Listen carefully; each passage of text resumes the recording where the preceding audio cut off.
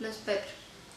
El libro me lo entregó mi papá y recuerdo que fue una de las primeras ediciones con aquella portada en la que se veían pequeños abalorios como lunas, soles, campanas y calaveras, que seguramente provenían del desmantelado campamento de los gitanos.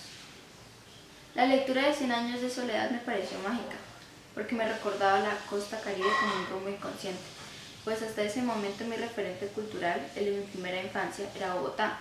García Márquez me sonaba porque sonaban sus frases y sus palabras a algo similar, sin saber muy bien por qué, a algo que llevaba muy dentro, como si fuera una especie de resonancia interior y que vine a descubrir cuando volví a mis 15 años a Córdoba. Tras una ausencia de algunos años y empecé a conocer las raíces de mi familia, de mi pueblo y entendí por completo la magnitud de su obra. Yo viví en Córdoba muy niño y después de mi bautizo, a los 9 meses, mi papá me trajo a Bogotá. Mi abuela se llamaba Francisca Sierra Ruiz y mi tía Carmen. Siempre me llevaba a casa de ellas cuando las visitaba en esa época de los 4 u 8 años, en la que aún no tenía conciencia plena de eso que me hizo descubrir 100 años de soledad. El coronel no tiene quien la escriba o la hojarasca. La de la abuela era una casa de bareque de techo de palma muy tradicional del Caribe, del tipo de viviendas que resisten muy bien el calor, que son muy cómodas y tienen piso de cemento, ese que llaman los constructores el afinado. Recuerdo con persistencia el ruido del ventilador de aspas, pues siempre me dormía mirando el techo acompasado por ese sonido del aire. El techo se adivinaba borroso por el efecto de los mosquiteros, esos toldos de malla o tela muy fina que se usan todavía en ciertos lugares de tierra caliente. La infancia es un territorio de imagen, de instantáneas que permanecen en la memoria sin que sepamos del todo por qué unas se quedan allí y otras se pierden para siempre. Por ejemplo, puedo ver a mi padre montado en un caballo, puedo oler la leña quemada de la estufa o del hogar, puedo advertir la vegetación exuberante, el brillo de la luz, los colores del paisaje, la luminosidad y el esplendor de un horizonte que no podía advertirse en Bogotá. Recuerdo asimismo mi primer baño de río, un caño cercano de Ciénaga de Oro, llamado así porque en ella habían encontrado oro. Era un lugar frecuente por jóvenes y turistas, y se decía que era peligroso porque en sus aguas habían muerto algunas personas ahogadas. A pesar de ello, sin poder precisar cuándo ni cómo, puedo sentir la frescura fría de sus aguas contra mi piel. Con el tiempo en ese caño adiviné el paso de las piraguas, aquellas canoas hechas de madera de un solo tronco. En ellas pasé largos ratos como si fueran esquinas de madera suspendidas en el agua en las cuales nos sentamos a hablar de la vida como en cualquier barriada urbana. El Caribe entonces era ese territorio lejano y entrañable que fue conformando parte de mi naturaleza, mi familia, los Petro, que tuvo que haber llegado hacia mediados del siglo XIX a las tierras de Sinú, exactamente a San Pelayo Cereté, porque el apellido se quedó ahí, no se extendió a otros lugares.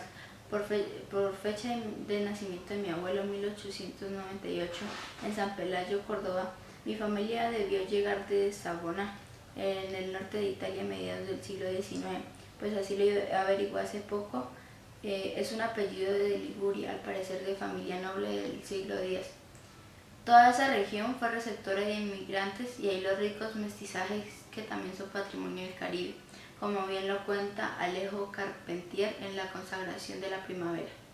Por contraste, mi madre provenía de un pequeño pueblo de Cundinamarca llamado Gachetá, uno de los primeros poblados fundados por los españoles en la provincia de Guave. Durante la independencia del pueblo tuvo entre uno de sus héroes a Manuel Salvador Díaz, quien estuvo al lado de la Policarpa Salabarrieta un siglo largo después, cuando la violencia bipartidista se desató a mediados del siglo XX. Mis abuelos liberales debieron abandonar el pueblo bajo la amenaza cerril de los conservadores. Dice mi madre que el abuelo era poeta. La casa en el marco de la plaza daba cuenta de su estatus, eran pudientes, pero el encono entre bandos hizo que no tuvieran más remedio que dejarlo todo atrás. Así que los Urrego vendieron la casa que después yo conocí de adulto, no hace mucho tiempo y que aún sigo en pie. Con el dinero compraron una ya usada en Bogotá, en el barrio Las Cruces, ubicado en la parte sur del centro de la ciudad. Era un barrio popular de tradición obrera, de plaza de mercado, de gente trabajadora y honesta, fundada por allá en el siglo XVII, llamada de esa manera, pues su iglesia fue consagrada a Nuestra Señora de las Cruces. Con el advenimiento de Jorge Eliezer Gaitán como figura pública desde los años 20 del siglo pasado, la población se había hecho gaitanista. En ese salto que dieron los Urrego del pueblo a la ciudad, la condición social de mi familia se redujo. Bogotá comenzó a urbanizarse de manera desmesurada debido a esa violencia que afectó a los míos y a miles de colombianos. Las migraciones se sucedieron una tras otra y una de ellas, los Petro de Ciénaga de Oro, llegaron al bogotano barrio de Las Cruces. Pues por ser popular pero muy céntrico, era el destino de muchachos que comenzaban sus estudios universitarios en la ciudad. El primero en llegar fue Francisco Soto, un familiar lejano. Él se casó con mi tía Alvinia, hermana de mi mamá, y con esa unión el destino de las dos familias se volvería a cruzar. Alvinia era una secretaria del poderoso Fernando Inestrosa, rector del externado, y a su casa llegó mi padre, de familia conservadora laurenista, para estudiar en la capital. En su casa, mi madre, Clara Nubia Urrego Duarte, conoció a mi padre, Gustavo Ramiro Petro Sierra. Se enamoraron y decidieron hacer la vida juntos. Las Cruces era un barrio de gran alegría, producto de esas migraciones. Allí también llegó el famoso músico Noel Petro, primo de mi padre, quien además de convertirse en una de las grandes figuras de la música popular, protagonizó una historia de amor confusa con la cantante Claudia de Colombia, que ella niega y él cuenta con desparpajo. Mi padre y mi madre me tuvieron a mí primero y luego mis dos hermanos, y así transcurrió la vida en los años 60 del siglo pasado, en ese barrio empinado de la ciudad. Nosotros crecimos en Fontibón, después en Santa Fe, Chapinero y luego en Los Alcázares.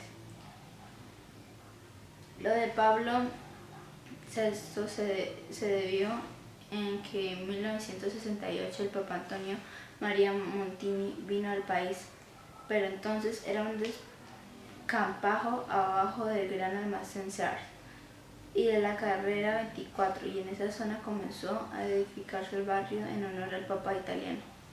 Menciono estos lugares y fechas porque, al igual que me ocurrió con la costa, cierta geografía emocional de Bogotá parece por momentos como si fueran pequeños retazos. Me ocurre con frecuencia que cuando camino por la ciudad tengo la sensación de verme en esquina o calles en las que estoy seguro de haber estado de niño.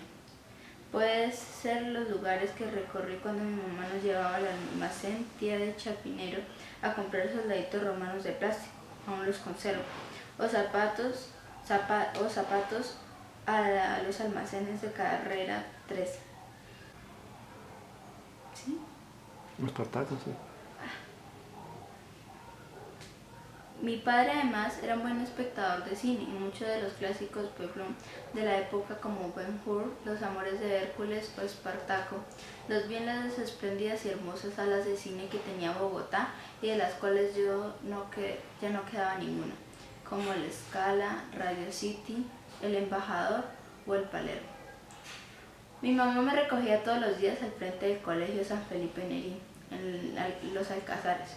Una vez al salir la vi del otro lado, en la acera de la calle, y decidí ir a saludarla, aunque tuve la prudencia de mirar de un lado a otro antes de cruzar la calle. Corrí en su dirección y de repente sentí el golpe. Era un carro enorme, de aquellos Plymouth 64, una barracuda que se vino encima mío.